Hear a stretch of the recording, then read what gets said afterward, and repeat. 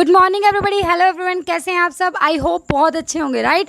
And आज कितनी होगी? 26 सितंबर हो गया एंड अभी 17 को कॉमर्स वालों का एग्ज़ाम है। सो आज का जो टॉपिक हमने कर लिया था, थोड़ा सा प्रोबेबिलिटी सैम्पलिंग हमने कर ली थी। आज हम नॉन प्रोबेबिलिटी सैम्पलिंग करेंगे, ठीक है। तो थोड़ा सा ध्यान से समझना, क्योंकि आपको पता है कितनी इंपॉर्टेंस है इस टॉपिक की। 2 मार्क्स तो सीधे सीधे आपके आने ही वाले हैं फर्स्ट पेपर में। साथ के साथ कॉमर्स वालों के लिए फ़ायदा ये कि 2 मार्क्स का उनका सेकेंड पेपर में भी आएगा, ठीक है। तो 4 मार्क्स के लिए इतना इंपॉर्टेंट है ये टॉपिक, राइट। तो इसके लिए मैं आप सबको बता देती हूँ। पहले कल हमने किया था census and sampling method of collection of data, और क्या किया था हमने इसके अंदर लॉटरी टेबल वाला, और फिर हमने किया था इसके अंदर रिस्ट्रिक्टेड रैंडम सैम्पलिंग के बारे में बात करी थी, जिसके अंदर हमने स्ट्रैटिफाइड की बात करी थी, जहाँ पर हमारी जो पॉपुलेशन है वो हेट्रोजीनियस इन नेचर के होते हैं, लेकिन होमोजीनियस के बेस पर हम ग्रुप बनाते हैं, फिर उसमें से रैंडमली सेलेक्ट करते हैं। उसके बाद सिस्टमेटिक सैम्पलिंग की बात करी थी कि एक बार आप सिस्टमेटिक तरीके से एक बार पहले आप पॉपुलेशन को लगा लेते हो, फिर उसमें से एक बार स्टार्टिंग में जो है आप रेंडमली उठाते हो, फिर उसके बाद सिस्टमेटिक वे से उठाते हो। जैसे अगर आपने स्टार्ट में 5 उठा लिया तो फिर 15, फिर 25, फिर 35, ऐसे ऐसे करके, ठीक है। उसके बाद हमने क्लस्टर के बारे में बात करा था। क्लस्टर के अंदर हमने क्या पढ़ा था कि जो क्लस्टर सैम्पलिंग और जो हमारी स्ट्रैटिफाइड होती है, इन दोनों में डिफरेंस इतना ही होता है कि क्लस्टर में जो होता है आपकी होमोजीनियस नेचर की पॉपुलेशन होती है, और उसमें से क्लस्टर बनाता है, फिर रेंडमली सेलेक्ट करता है, और यहाँ पर हेट्रोजीनियस होती है स्ट्रैटिफाइड में। तो ये दोनों डिफरेंस याद रखना, यहाँ से क्वेश्चन बहुत बार पूछे गए हैं, ठीक है। आज का टॉपिक हमारा रहने वाला है, आज हम करने जा रहे हैं नॉन प्रोबेबिलिटी सैम्पलिंग, जिसका दूसरा नाम है हैप्पैजार्ड सैम्पलिंग, राइट। ये बहुत इंपॉर्टेंट है नॉन प्रोबेबिलिटी सैम्पलिंग भी, जिसके अंदर सबसे पहला आता है हमारा quota sampling. You know very well quota sampling का मतलब क्या होता है। कोटा का मतलब होता है, देखो एक बात याद रखना, जो कोटा सैम्पलिंग होता है ना और जो स्ट्रैटिफाइड सैम्पलिंग होता है, वो दोनों थोड़े थोड़े सिमिलर से होते हैं। अब सिमिलर का मतलब क्या होता है? सिमिलर का मतलब होता है कि कोटा के अंदर भी और हेट्रोजीनियस कह रही हूँ, स्ट्रैटिफाइड के अंदर भी, दोनों के अंदर आपकी पॉपुलेशन जो है वो हेट्रोजीनियस ही नेचर है। कहने का मतलब है आप होमोजीनिटी के बेस पर ग्रुप बनाने वाले हो। मेरी बात ध्यान से सुनो, मैं दोबारा से बता रही हूँ। स्ट्रैटिफाइड सैम्पलिंग के अंदर भी आपकी पॉपुलेशन हेट्रोजीनियस कैरेक्टरिस्टिक्स की है, और दूसरा मैंने बोला कोटा सैम्पलिंग के अंदर भी आपकी पॉपुलेशन हेट्रोजीनियस इन नेचर की है, लेकिन ग्रुप आप बना रहे दोनों के अंदर, वो भी दोनों के अंदर सेम तरीके से आप होमोजेनिटी के बेस पर बना रहे। बट माय डियर फ्रेंड्स, मेरी एक बात याद रखना, स्ट्रैटिफाइड में ऐसा नहीं होता कि आप कोई फिक्स सैंपल रेंडमली निकाल रहे हो, बिल्कुल नहीं। लेकिन कोटा के अंदर आप फिक्स सैंपल बाहर निकालोगे। मतलब कोटा का मतलब समझ रहे हो कि बस इतने, तो मतलब इतने ही बाहर निकालने आइटम, समझ में आए। एक फिक्स परसेंटेज से आप बाहर निकालोगे तो उसको बोलते हैं कोटा सैम्पलिंग। आई होप आपको डिफरेंस बहुत अच्छे से क्लियर हो गया, जो कि बहुत बार आपको कन्फ्यूजन हो रही होगी, ठीक है। अगर किसी का हुआ तो नीचे कमेंट किया करो, तभी तो मुझे पता चलेगा कि तुम पढ़ रहे हो। उसके बाद सेकेंड नंबर पर आता है हमारा पर्पजिव सैम्पलिंग और जजमेंट सैम्पलिंग। इसका मतलब क्या होता है? पर्पजिव सैम्पलिंग का मतलब होता है कि हमारा पर्पज़ पूरा जहाँ पर हुआ हमने वहीं से डाटा कलेक्ट कर लिया, राइट।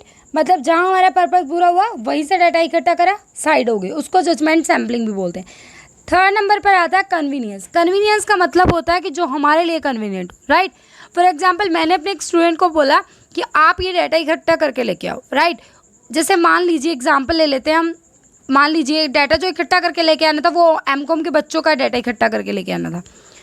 तो उन्होंने क्या करा, एमकॉम क्लास में उस बच्चे के कोई फ्रेंड थी, उसने क्या किया, वो जाके उस बच्चे से और ये बोल देता है एमकॉम क्लास के एक बच्चे से कि आप मुझे सारा डाटा इकट्ठा करके दे दो। अब उस बच्चे का किसी के साथ दुश्मनी भी होगी, ठीक है, किसी के साथ फ्रेंडशिप भी होगी, तो उसने अपने अकॉर्डिंग टू डाटा फीड करके दे दिया। तो क्या वो सही डाटा, एक्यूरेट डाटा आएगा? नहीं आएगा। इसलिए क्या सबके पास इक्वल चांस आएगा? नहीं आएगा। लेकिन उस बच्चे ने क्या करा, अपनी कन्वीनियंस के अकॉर्डिंग टू सारा डाटा एक ही बच्चे से ले लिया। सबके पास 100% चांस नहीं गया, इसीलिए इसको नॉन प्रोबेबिलिटी सैम्पलिंग कहा जाता है। मेरी बात समझ में आई?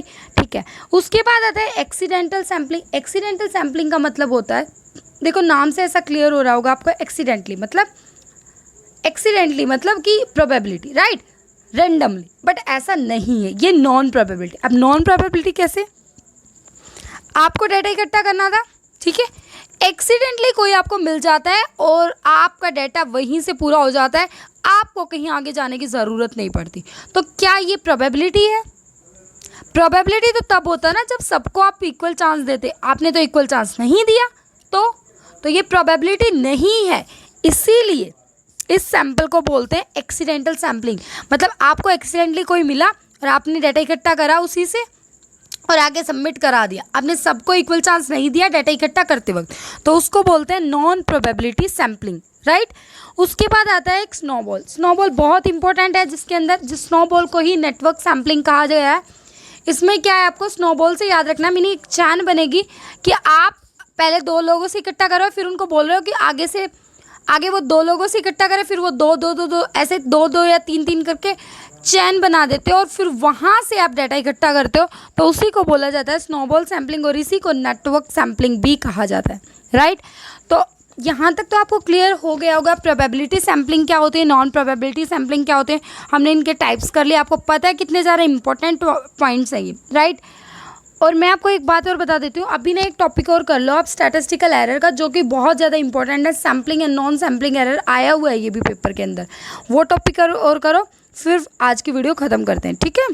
अब हमारा टॉपिक आता है स्टैटिस्टिकल एरर। ये स्टैटिस्टिकल एरर कौन सी बला है? इसके अंदर आप 2 टाइप के एरर्स की बात करेंगे, सैम्पलिंग एरर और नॉन सैम्पलिंग एरर, ओके। सबसे पहले हम बात करते हैं सैम्पलिंग एरर की। तो माय डियर फ्रेंड्स, हमेशा याद रखना सैम्पलिंग एरर का मतलब होता है जब कोई एरर आ रहा है वो आपके सैंपल के साइज़ की वजह से आ रहा है, राइट।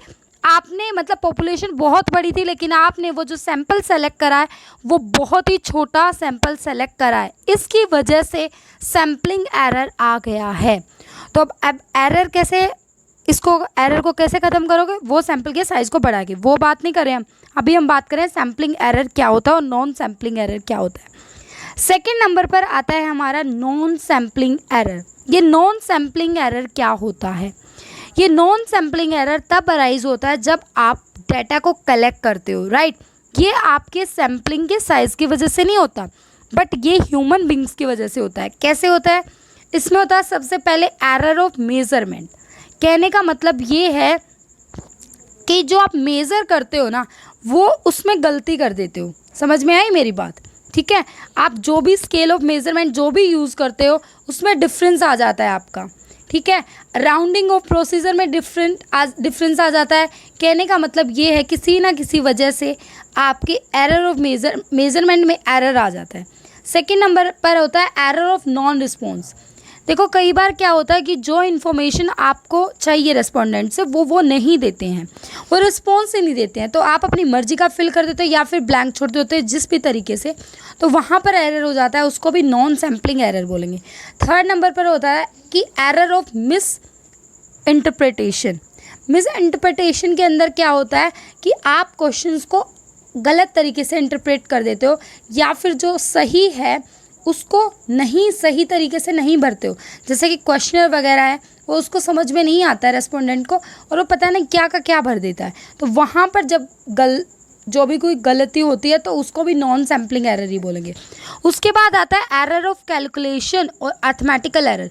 कई बार जो डाटा को कलेक्ट कर रहा है वही उसमें ऐड सब्सट्रैक्ट या मल्टीप्लिकेशन जो भी कर रही होती है डाटा में वही गलत कर देता है, तो वहाँ पर भी नॉन सैम्पलिंग एरर होता है।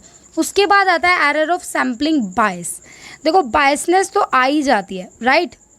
तो बायसनेस आएगी तो आपके डाटा में प्रॉब्लम तो आएगी, आपका डाटा एक्चुअल जो आपका डाटा है वो आपकी पॉपुलेशन से मैच नहीं होएगा, उसका जो रिजल्ट है सीधा सीधा एरर आएगा। तो कई बार बायसनेस की वजह से भी आ जाती है आपकी जो भी एरर है। लेकिन मेन बात तो ये है कि आपका जो नॉन सैम्पलिंग एरर है वो बड़ा ख़तरनाक है। वो ख़तरनाक इसलिए है क्योंकि उसको ठीक करना पॉसिबल ही नहीं है। आप सैम्पलिंग एरर को ठीक कर सकते हो सैंपल के साइज़ को बढ़ाकर, बट अगर आपने नॉन सैम्पलिंग एरर को ठीक करना चाहा तो इतनी कॉस्ट आ जाएगी कि आप ऑप्ट ही नहीं कर पाओगे, ठीक है। तो इस वजह से जो नॉन सैम्पलिंग एरर है वो तो पॉसिबल ही नहीं है ठीक करना। तो ये आपका स्टैटिस्टिकल एरर वाला भी टॉपिक हो गया। इतने अच्छे से ये 2 वीडियो अगर आपने कर ली ना, आपके 4 मार्क्स कॉमर्स वालों के और 2 मार्क्स कोई अदर देख रहा है उनके पक्के हो जाएंगे, ठीक है। सो इतना इम्पोर्टेंट टॉपिक है एंड आई होप आपको बहुत अच्छे से समझ में आ गया होगा।